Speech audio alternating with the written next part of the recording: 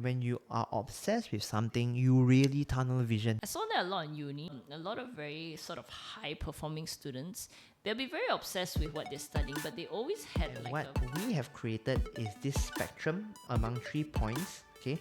And in these 3 points, it is from one point which we call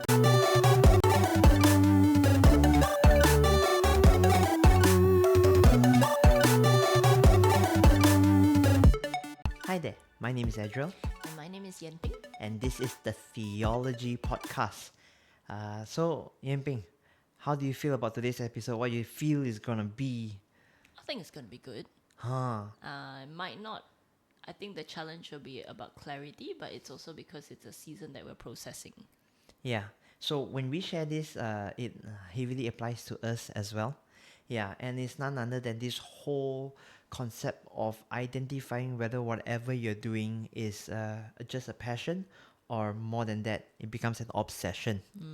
Yeah. So perhaps maybe give the audience the why we are covering this. That'd be good. Yeah, I think it's definitely something very relevant for our season. I'm a clear-cut workaholic. And I'm a seasonal workaholic. Yeah, and we really do enjoy a lot of the things that we do. We're very passionate about it, and we talk a lot about the things that we do. But there are times when we are quite aware that it gets not very healthy, and we do have some clear-cut signs that we do see personally in our own lives. So, what kind of things happen to you when you're very, very immersed in something? I think my anger management becomes much lower. So I think when I'm focused into work, I become easily agitated, and it's always the work is always on my mind to the point where I cannot sleep. There was a time when I would have to tell Yanping, by the way, 3 a.m. in the morning, I said, I'm just going to go out and just do some work because I just cannot sleep, because when I close my eyes, ideas, thoughts, what should I do, what should I not do, kind of thing just comes about it. What about you? Before that, I think one phrase that I usually call it is he enters the what I call the flip table mode. So like anything can make him flip table. For me, it's also quite bad, dangerous. I sometimes forget to breathe. Forget to drink water. Basically, a lot of like basic living skills, I just lose it. And this is just some of the examples she's giving you. There's way more than that, by the way. Yeah, which we will bring up stories from time to time throughout this podcast. And then what inspired us, right, was when we watched this. It's an old show, but we decided to watch it before we ended our Netflix subscription, which was Culinary Wars, the Korean show. And what inspired us was when we saw how the chefs in the battle to be the best chef, as titled in Korea, all of them paid so much careful, crazy attention to detail to what they're doing. Yeah. Yeah, especially the what do you call them? The Michelin, the fine dining chef. Even other chef would comment on them like, "Oh, this guy is so obsessed," or "This guy is so dangerous," right? Yeah. It's like how finely they cut things, how they make sure the flavors are just right. And I remember actually a statement made by the winner after he won. He said that he spent a lot of his life just going back and forth from his restaurant home, and he was beginning to think whether it was worth it. And then, of course, after he won, he was like, okay, I'll continue living this life, right? Yeah. Yeah. And I guess then it made us realize, we know the differences between passion and obsession, because both of them can exist in purpose. Both of them have crazy attention to detail. Both of them want whatever they're doing to be good, right? So where do we draw the line lah? So I think what we begin is, so we both sat down, discussed, we read up online, we see what are the relevant information, and then we compiled them together. Also for our personal, so it was for our personal read, and we wanted to share them with you. Yeah, and maybe we start with what is passion and obsession first, the differences. So what's the main difference, right? Let's start first with passion, because I think it's a bit easier.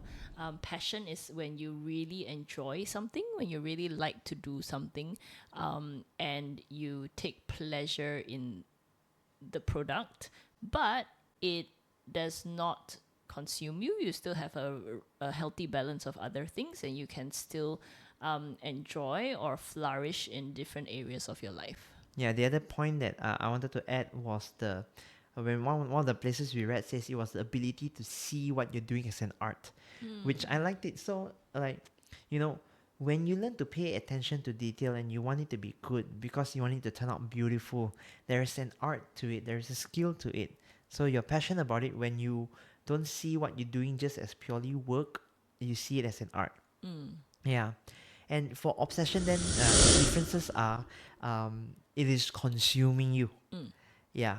And while one sees it as an art, what we discovered here is that if you're obsessed with something, it disrupts your routines.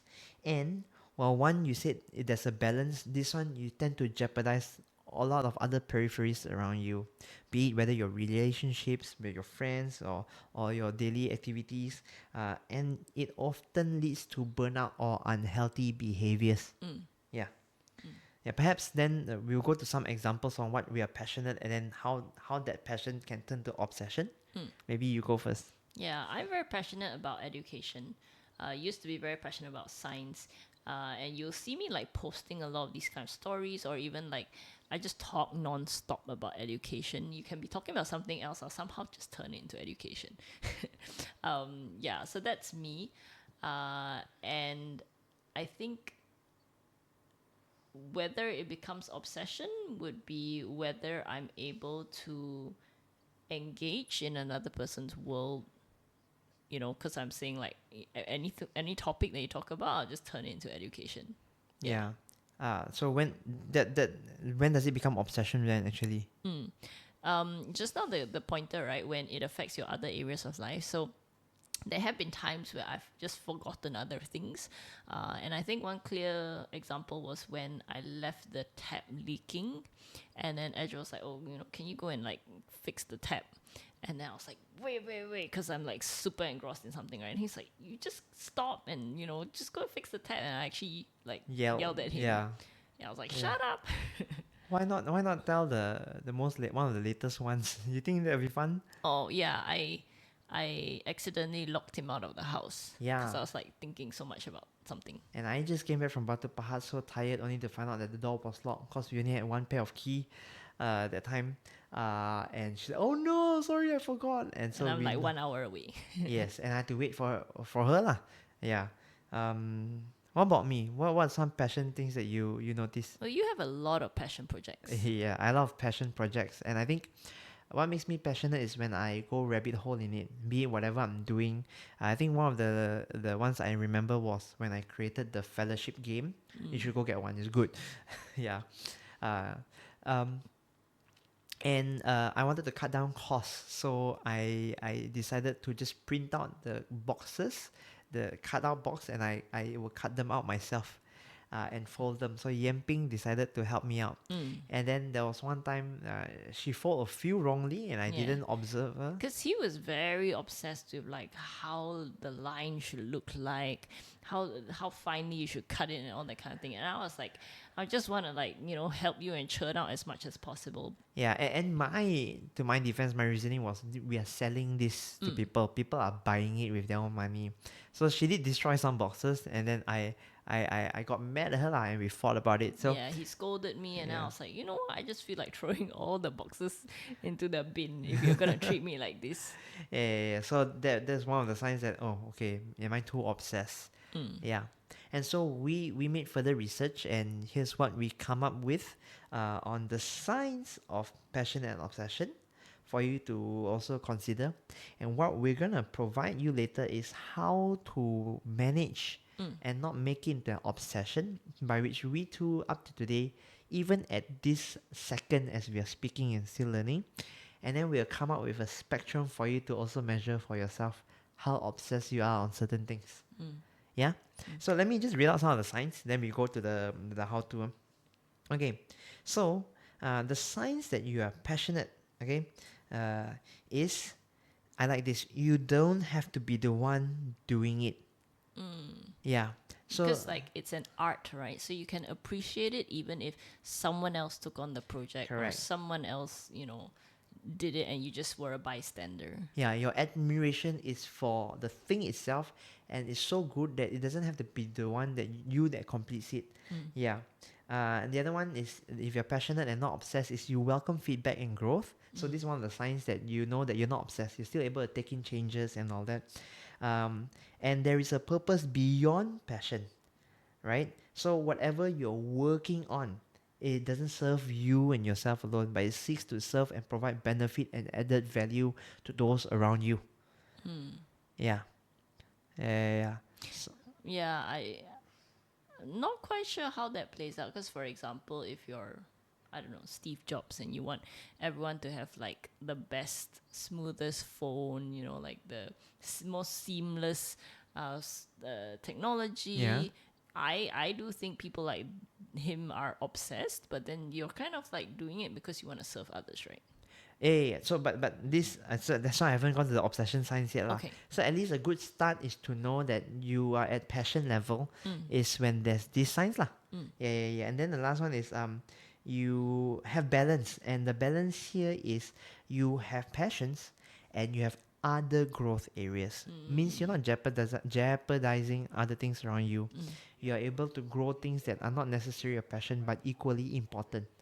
Yeah. It can be like taking care of your mother, who is old and dilapidated or something like that. You call your mother No, dilapidated. not my mother. I'm giving an example, whoever your mother is out there. Lah. Okay.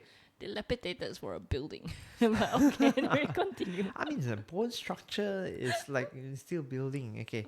All right. So obsession is using biblical terms here, is when it becomes an idol, which means you need that to happen.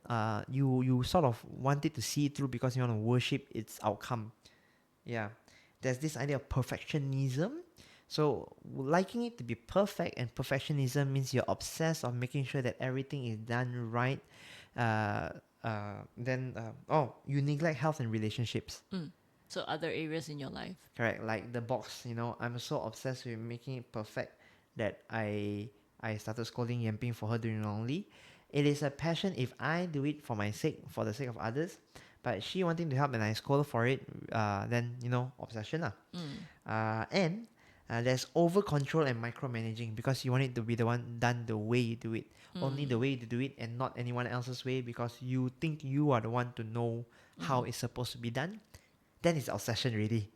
Yeah. And speaking of the like how it affects other areas of your life, I was thinking about there was this like article or statement where like the top 10 billionaires in the world, like there's a high percentage of divorce rate there because they're just really obsessed about getting their product done right, and sacrificing a lot of other things like relationships. Yeah, and actually, you don't have to look far. When you look at documentaries like Steve Jobs, the way he was so obsessed and he pulled a group of people to be so obsessed. One of them was sharing how, in tears, right, he says, "My wife left me, but only Steve Jobs has pushed me to do it." When you read Elon Musk's biography, right?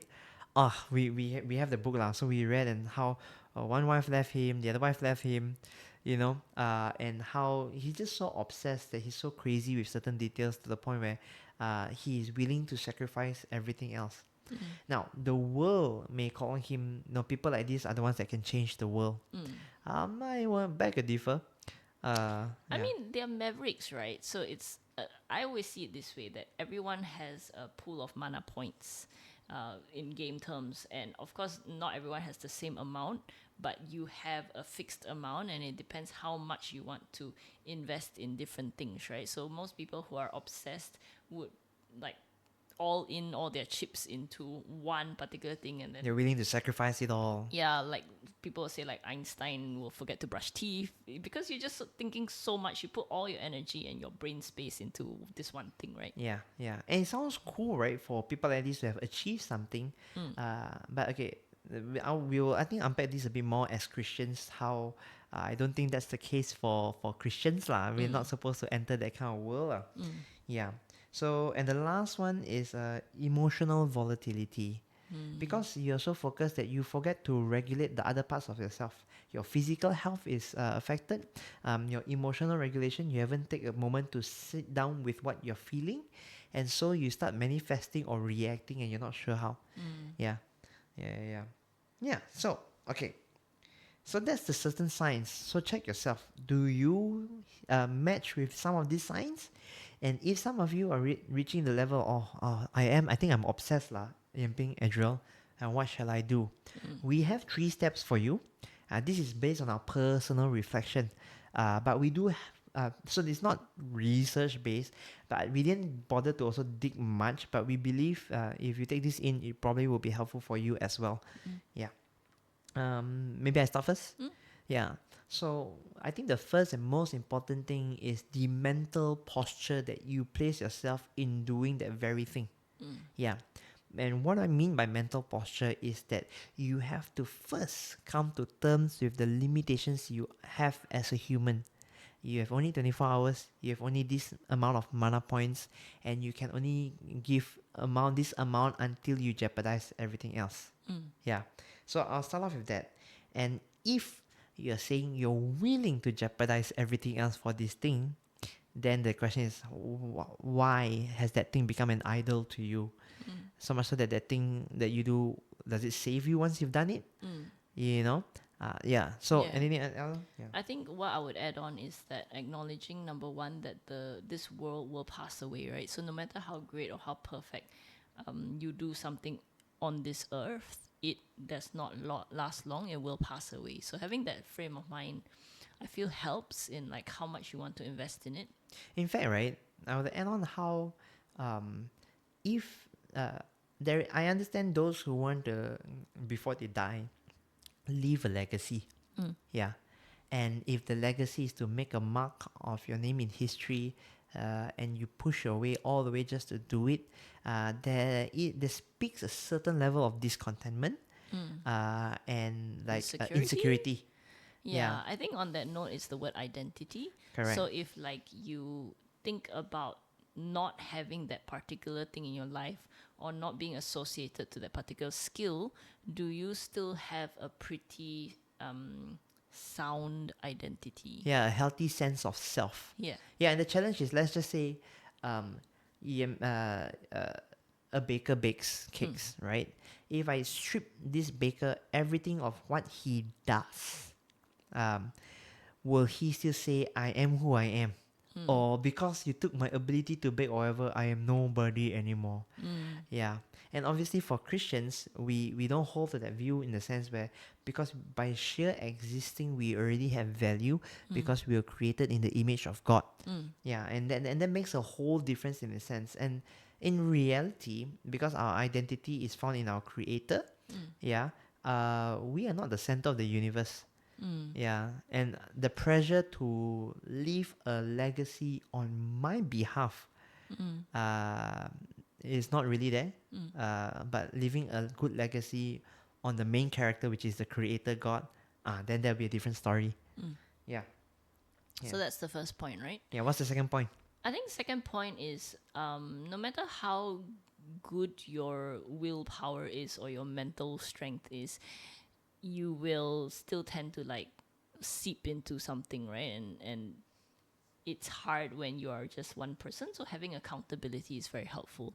I always love this scene from this Korean show called Attorney Woo, where the senior lawyer tells one of the girl lawyers to calm this particular lawyer down because she's very passionate about the case.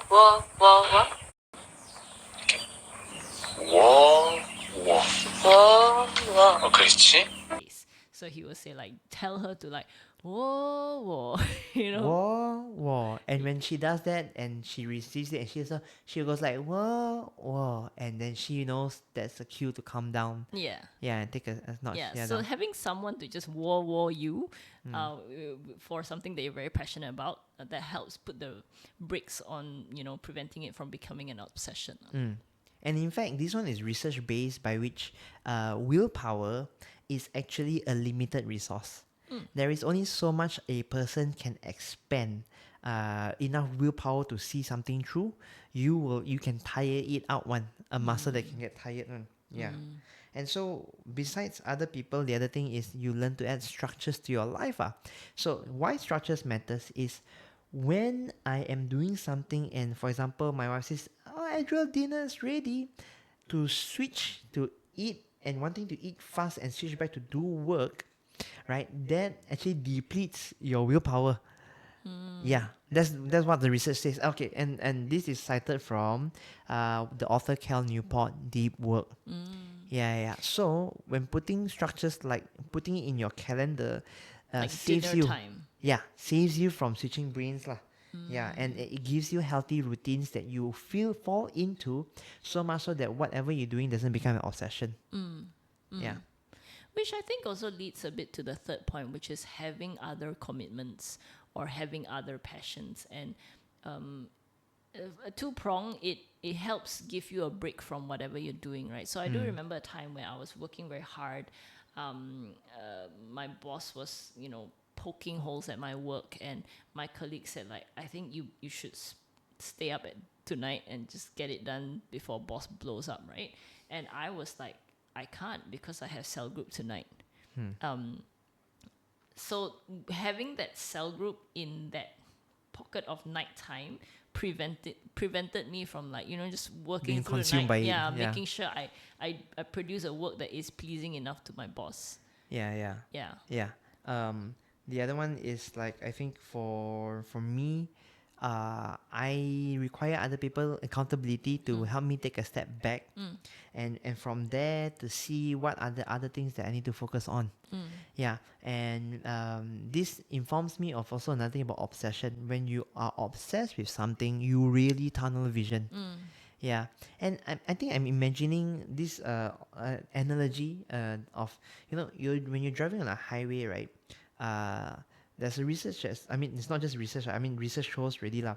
At different speeds, you will not see certain peripheries anymore, and that's why it's very dangerous to be speeding on the road lah.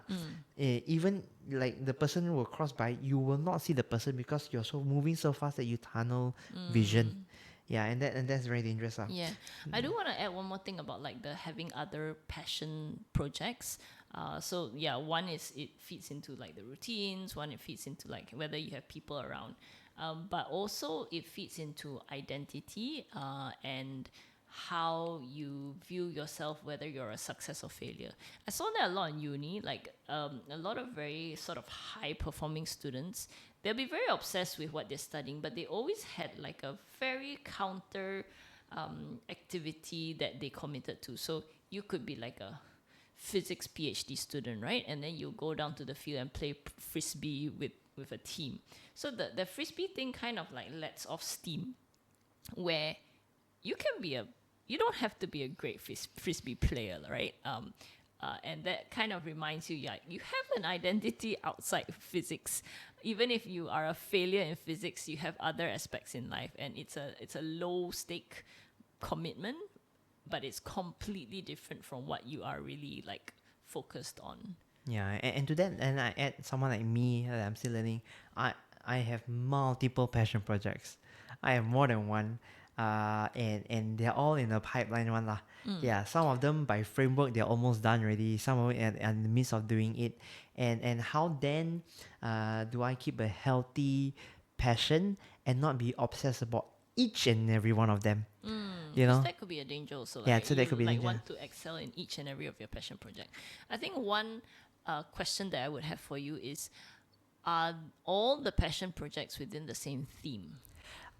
So the answer is somewhat yes. There's each of them of the passion project addresses a specific aspect of a larger theme that is faith based lah.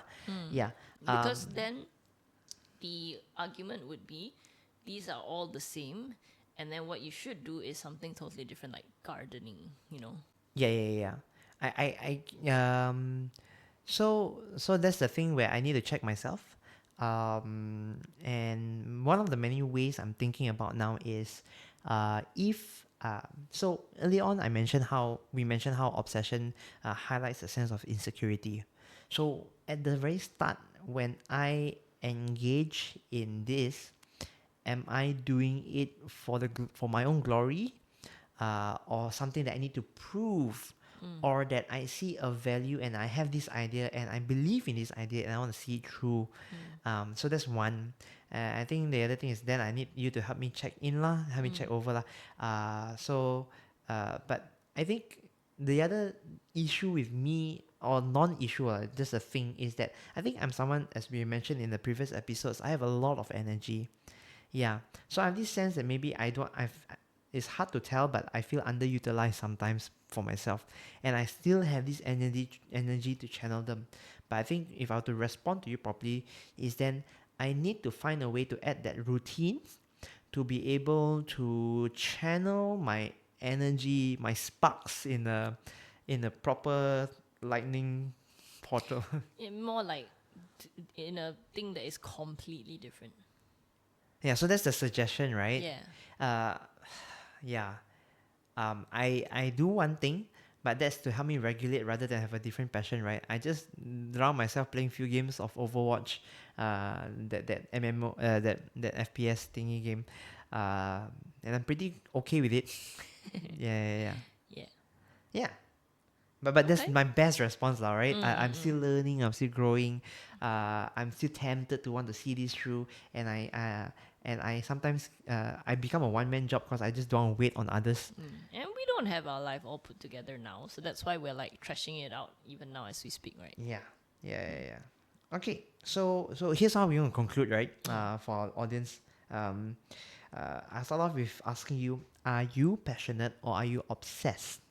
And what we have created is this spectrum among 3 points, okay?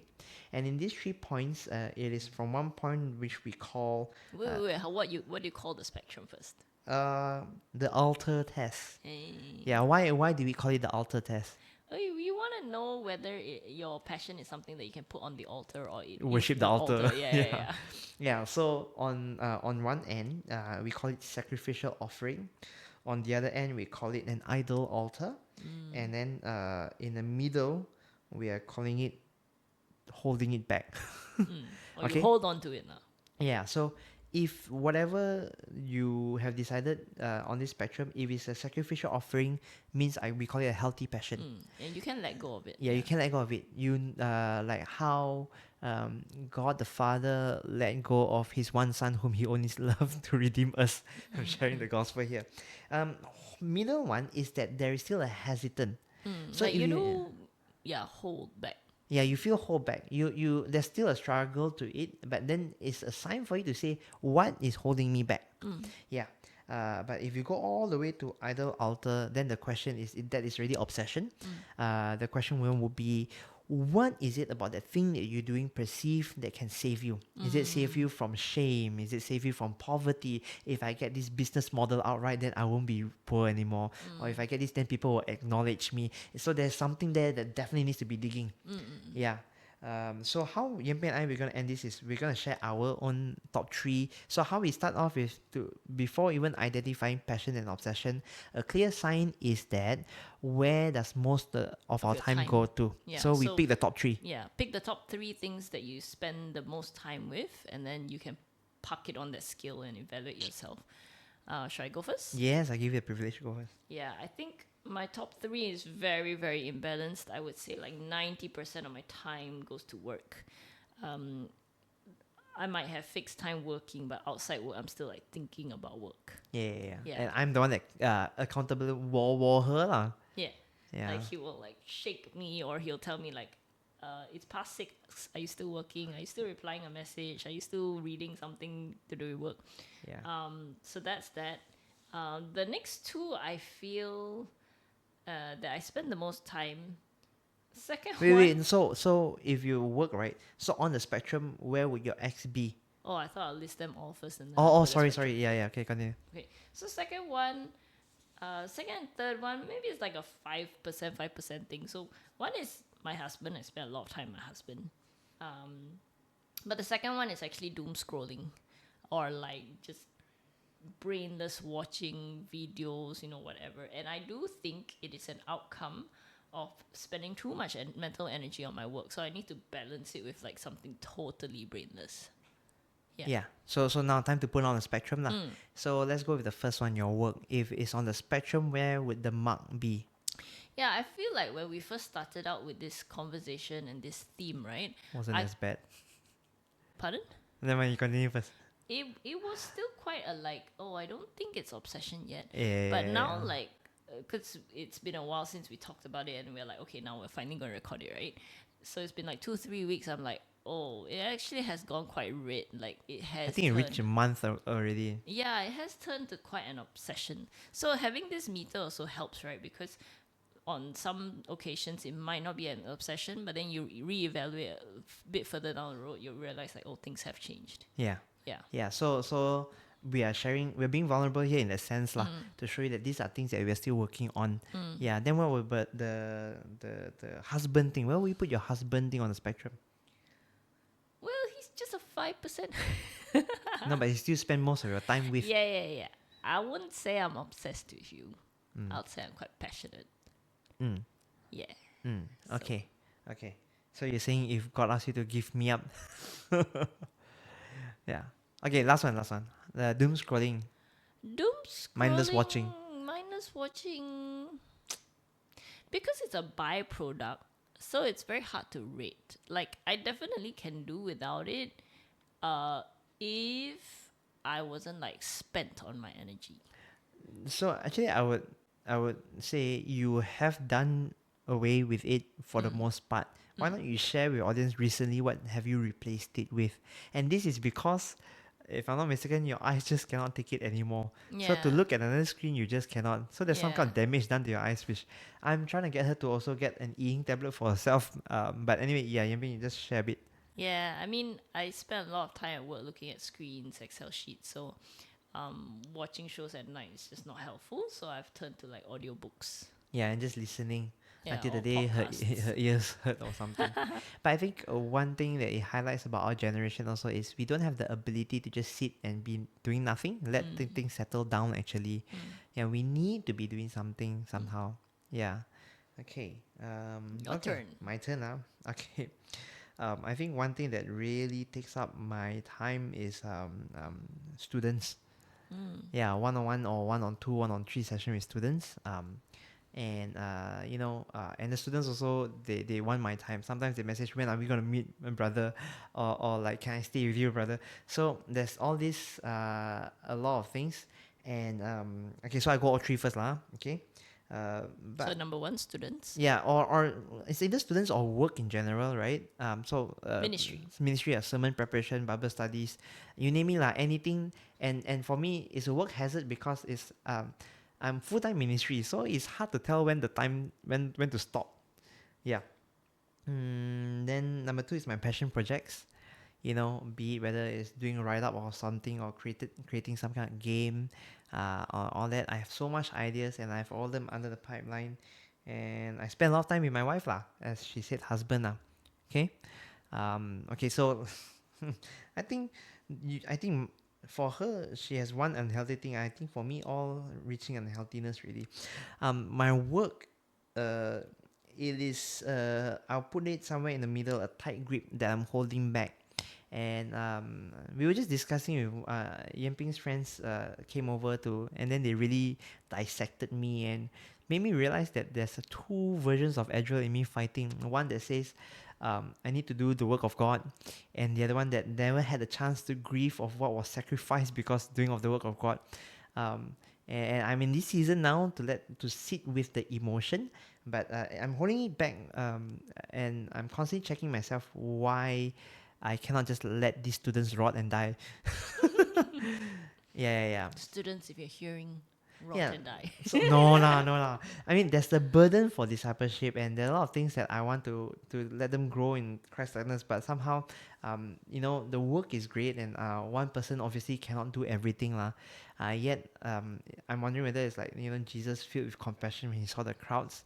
Is it the same compassion, or is it this idea of self-sufficiency, or needing to push myself, or the idea of there's so many narratives at play. I'm still figuring out. Okay. Maybe So the that's the next first episode. one. Yeah, so somewhere in the middle. Passion projects. I now, after discussing it, I will say I can put them as a sacrificial offering. Yeah. For example, book writing process, right? Yeah, I think Yamping can clearly vouch for that. That I Yamping can see when I started writing how crappy I was as a writer, and I was dreading, finishing certain chapters. And but now when I'm writing on the second piece, there's joy in that writing. I'm just Yeah. writing normal. And also, I want to say, I do think it went from a slight obsession to now a sacrificial offering, because at the first time when you wrote it, you really wanted to rush it out. And you were like pushing me, like, faster, if you're not going to finish reading this to edit this, I'm going to send this by this time, that kind of thing. Yeah. But then when you send it to the editors, and then there was so many like back and forths, right? Then Yeah, you were like, yeah. okay, I'm gonna be okay even if it's not published. Yeah, I'm yeah, gonna yeah. be okay even if they don't come back to me for like months on end, that kind of thing. Yeah. Because I think the process of learning has been such a wonderful experience. It's a humbling process of exposing me in certain things, and whatever I've written, I'm already doing it, right. Be it I'm running workshops on it. So I'm just, for me, it's the thought that, hey, if it became a book, it will be a helpful resource tool. If not, God, you take the glory, ma. So I think sacrificial, lah. Yeah. So I think it has changed. My wife, okay, I would, Yan poke me with this. I was a bit denial, but I think, yeah, it is a tight grip holding back the middle ground towards idol altar already, lah. Yeah. Maybe you give your point of view first, lah, before I add on. Because you're the one that suggested, hey, Adriel, be honest, do you see me more like an idol and all that? Because like when I'm not around, he can't really function. And I think that's like with the rest, most of the other husbands, right? Help me out, other married men out there who really loves their wife. I think because you spend so much time with her, like the form of norm and regulation, like I expect her to be there when I wake up and when I sleep and all that. I think the other one that I wouldn't say to all idolatry kind of thing, but I have to be honest when I say is leading there, is because I am grateful for my wife. To Without her, I would not be half the man I am today. And for her, she has supported me, she has cheered me on, even when I didn't believe in myself. And I think it is that sort of support that I receive by the grace of God that I have to check myself how reliant I am on it. And it's a very empowering thing your wife can give you. Yeah. So to lose that, uh, you know, uh, can really suck. Yeah. So that's that lah. Yeah. So perhaps now you think, what are the top three things that take your time, and in that, then you start reflecting with all the signs of passion and obsession. Where would you mark yourself? Sacrificial, offering, or all the way Altar to idol. altar idol. Okay. Or in short, the line is, will you pass the altar test? Yeah.